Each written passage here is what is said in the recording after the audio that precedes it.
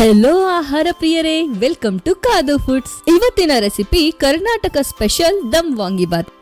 Common ಆಗಿ ಮಾಡ್ಕೊಳ್ಳೋ ವಾಂಗಿಬಾತ್ಗಿಂತ ದಮ್ ಕಟ್ಟಿ ಮಾಡ್ಕೊಳ್ಳೋ ವಾಂಗಿಬಾತ್ ಟೇಸ್ಟ್ ಅಲ್ಲಿ ತುಂಬಾ ಡಿಫರೆಂಟ್ ಆಗಿರುತ್ತೆ.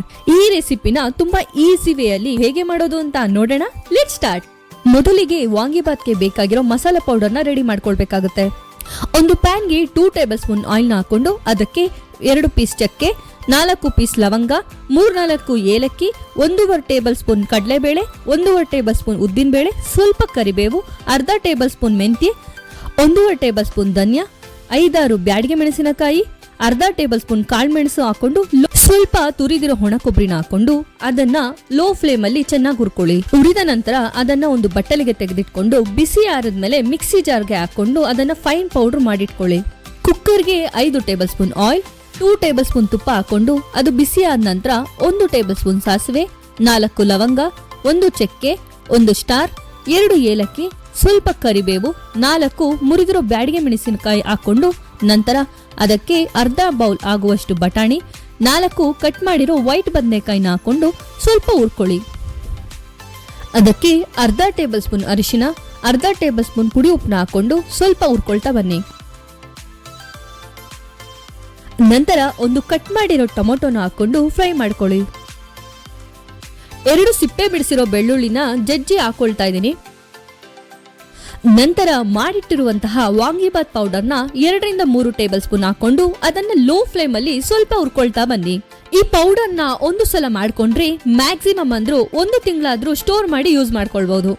ನಂತರ ಅಕ್ಕಿಯ 2ರಷ್ಟು ನೀರ್ನ ಹಾಕೊಳ್ಬೇಕಾಗುತ್ತೆ. ನಾನು ಇಲ್ಲಿ ಬಿಸಿ ನೀರ್ನ ಯೂಸ್ ಮಾಡ್ತಾ ಇದ್ದೀನಿ. ಬಿಸಿ ನೀರ್ನ ಯೂಸ್ ಮಾಡೋದ್ರಿಂದ ಅಡಿಗೆ ಕ್ವಿಕ್ ಆಗುತ್ತೆ. ನಂತರ ರುಚಿಗೆ ತಕ್ಕಷ್ಟು ಉಪ್ಪು, ಸ್ವಲ್ಪ ಬೆಲ್ಲ ಹಾಕೊಳ್ತಾ ಇದ್ದೀನಿ. ನಂತರ ಅಕ್ಕಿ ಹಾಕೊಂಡು ಕುಕ್ಕರ್ ಲಿಡ್ ನ ಕ್ಲೋಸ್ ಮಾಡ್ಕೊಂಡು ಮೀಡಿಯಂ ಫ್ಲೇಮ್ ಅಲ್ಲಿ 2 ವಿಸಿಲ್ ಬಂದ್ರೆ ಸಾಕು. ಮಾರ್ನಿಂಗ್ ಬ್ರೇಕ್ಫಾಸ್ಟ್ಗೆ, ಟಿಫನ್ ಬಾಕ್ಸ್ಗೆ ಇದು ಪರ್ಫೆಕ್ಟ್ ರೆಸಿಪಿ. ಕಾಮನ್ ಆಗಿ ಮಾಡ್ಕೊಳ್ಳೋ ವಾಂಗಿಬಾತ್ಗಿಂತ ದಮ್ ಕಟ್ಟಿ ಮಾಡ್ಕೊಳ್ಳೋ ವಾಂಗಿಬಾತ್ ಟೇಸ್ಟ್ ಅಲ್ಲಿ ತುಂಬಾ ಡಿಫರೆಂಟ್ ಆಗಿರುತ್ತೆ. ಗ್ಯಾಸ್ ಆಫ್ ಮಾಡ್ಕೊಂಡು 20 ಮಿನಿಟ್ಸ್ ಆದ ನಂತರ ಕುಕ್ಕರ್ ಲಿಡ್ ನ ಓಪನ್ ಮಾಡ್ಕೊಂಡು ಅದಕ್ಕೆ ಸ್ವಲ್ಪ ಕೊತ್ತಂಬರಿ ಸೊಪ್ಪು, ಸ್ವಲ್ಪ ಕಾಯಿ ತುರಿನ ಹಾಕೊಳ್ತಾ ಇದ್ದೀನಿ. ಕಾಯಿ ತುರಿ ಬೇಕಾದ್ರೆ ಹಾಕೊಳ್ಬಹುದು, ಇದು ಪೂರ್ತಿ ಆಪ್ಷನಲ್. ಕೊನೆಯದಾಗಿ 2-3 ಟೇಬಲ್ ಸ್ಪೂನ್ ತುಪ್ಪ ಹಾಕೊಳ್ತಾ ಇದ್ದೀನಿ. ಇದು ಮಸ್ಟ್ ಅಂಡ್ ಶುಡ್. ಯಾಕೆ ಅಂದ್ರೆ ತುಪ್ಪ ಲಾಸ್ಟ್ ಅಲ್ಲಿ ಹಾಕೋದ್ರಿಂದ ವಾಂಗಿಬಾತ್ಗೆ ಎಕ್ಸ್ಟ್ರಾ ಟೇಸ್ಟ್ ಕೊಡುತ್ತೆ. ಇವಿಷ್ಟನ್ನು ಹಾಕೊಂಡ ನಂತರ ಚೆನ್ನಾಗಿ ಮಿಕ್ಸ್ ಮಾಡ್ಕೊಳ್ಳಿ.